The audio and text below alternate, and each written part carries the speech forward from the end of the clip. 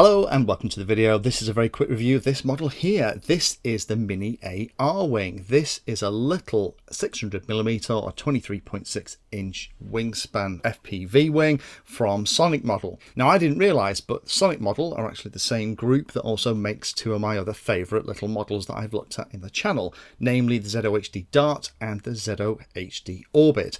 Both of those are fantastic models and don't particularly break the bank but fly great. I put iNav in the Orbit wing and I fly the ZOHD Dart without anything else in, as both of them come with stabilizers already. Now I'm a huge wing fan. They provide an awful lot of fun for very little money. They're not something I'd necessarily say to a new pilot to go out and try, but once you've got the basics down, they are a ton of fun and are very, very robust. And these little wings, these kind of 600mm jobs, means that they are very transportable. You can just keep one in the boot of the car, and then when you get a spare 10-15 minutes, you can whip that model out and you can hammer it around the local field. For those of you that don't want to wait to the very end of the review video, this gets a thumbs up from me. I am impressed with this. It's clear that the people behind this are obviously involved with things like the ZOHD product. It's a different audience rather than the ZOHD stuff coming with stabilizers and being super simple to fly. This is really aimed at speed and out racing and FPV flying. Although I actually popped a stabilizer in mine just because this is one of those that I am going to let my friends fly and giving them those extra little bit of help in higher wind situations. Because there's a small model, it's relatively lightweight, it does tend to get buffeted about. So let me go through the specs. This isn't a very expensive wing at all. In the UK you can get it for less than £50. That comes with all the servos, the motors and everything. I'll show you how it comes in the box in a moment. About 600mm side to side. It'll fly anywhere from about 10 to 70 kilometers per hour. The motor at the back is a little 1806 2400 kV motor spinning a 5 by 4.5 inch prop. Both of the servos in the wing are little analog 8-gram servos, and the ESC inside, although it's quite small and compact, is actually a 30 amp ESC with a 2 amp 5 volt battery illuminator circuit inside. So that's easily enough to power everything, including potentially a little flight controller or stabilizer, which again is something that I popped in this one. Airplane weight's about 143 grams. And the recommended part for this thing is either a 3S 1300 mAh battery, which is what I was running it on. It was quite lively on that. Or if you want to go for a crazy insane, you can go for something like a 4S 1100 mAh LiPo to really get it flying well. Now you're only going to need a 3-channel radio because you only have the 2 wing control surfaces and you have the motor to look after too. I'm actually using something a little bit wacky in here, but I'll get into that in a second. Unboxing is very nice. When this first arrived, I thought I'd been shipped the wrong thing. The box itself is really tiny, and that's because it comes in 5 separate parts. You have the main body that houses all of the electronics, and there is absolutely tons of room in here. Lots of reinforcement as well, just like its bigger brother, so that you could actually fit a flight controller as well as the battery and your receiver and other pieces in here too. Then the 2 wings are next, all made up, servos installed, control horns done. I found that my servos were bang on 90 degrees and everything was set up beautifully out the box. And then you have the little winglets that go on the end, as well as a shed load of decals, so you can make it look whatever you want to. Now this is that kind of EPP foam that is very tough. And putting it together is very simple and straightforward. Just use something like foam safe CA glue would probably be the fastest thing. I used that, and then when I had a crash or two, I actually was putting it together with hot glue. And you'll notice a couple of things on this. Along the leading edge there are reinforcing strips. And again, one of those real cute things that you don't expect to see on this size of model, because that leading edge, in my experience, is the one that tends to get the most abuse. If you're trying to fly through a hedge or a fence or something like that, and you mistime it, then the front of the wing is usually the piece that gets a big chunk knocked out of it. And this reinforcement just helps keep that from happening.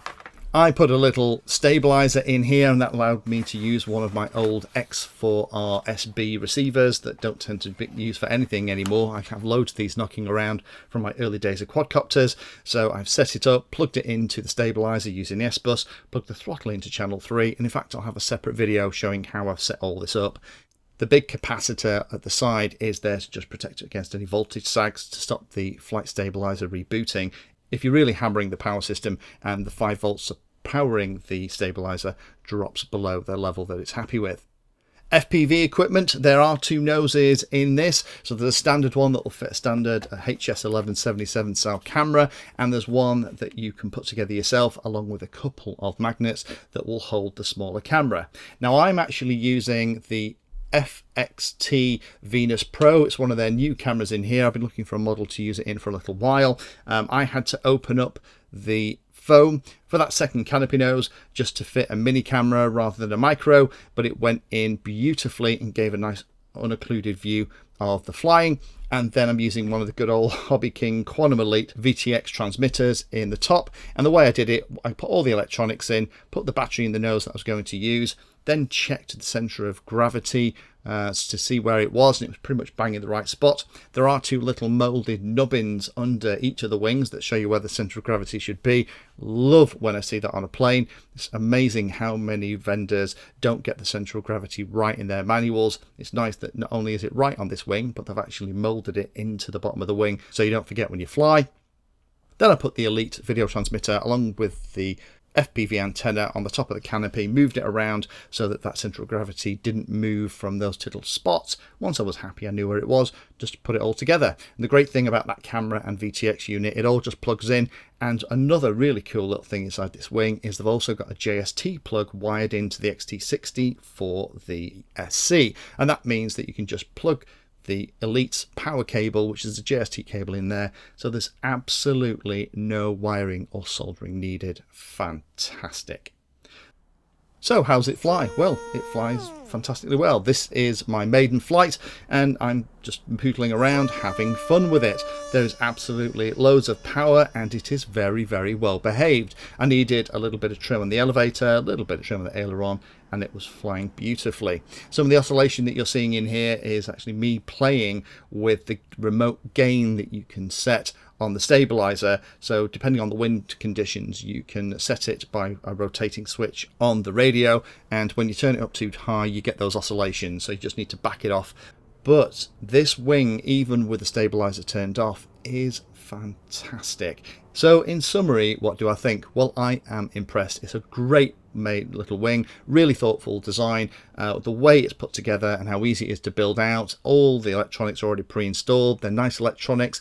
There is those protection on the leading wings. There's that JST plug ready for your FPV equipment. There's two different types of noses. That's all held on with magnets. It isn't particularly expensive and it flies fantastically well as well. A couple of things to consider. It is small, so line of sight, if you are pushing it and you're not flying FPV, it'll get away from you pretty quickly.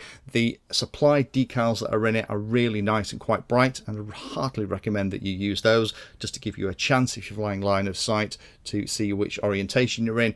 I'd get your FPV gear, whack it in here and have an awful lot of fun. That camera is working very well, so I'm pleased I went for the Venus Pro. I've actually got another one in here. I'll put a link for that camera and the VTX in the description if you want to copy what I've done here.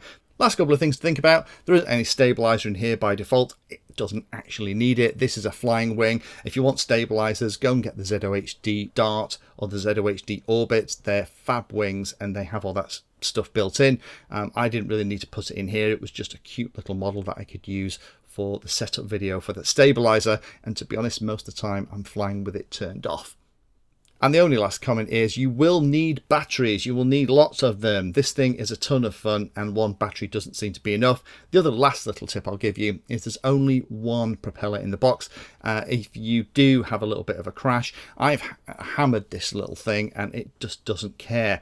The worst crash that I did, I separated the wing from the body, beat a hot glue, got that back into position without any drama at all, and it also broke the prop, so I've had to pull one of my 5" by 4.5" pitch props out of the spares bin.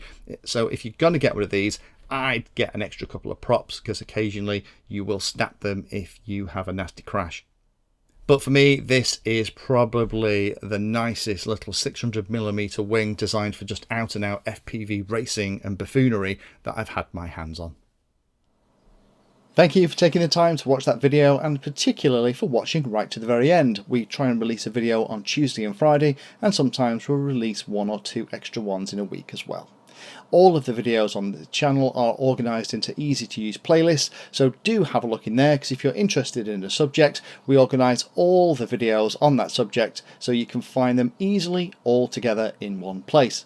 If you like what we're doing, then please like and subscribe and tell others about the channel so they can come and join as well. We're available in all of the usual social media places, particularly in places like Instagram, Twitter, and we also share all of our 3D designs on Thingiverse.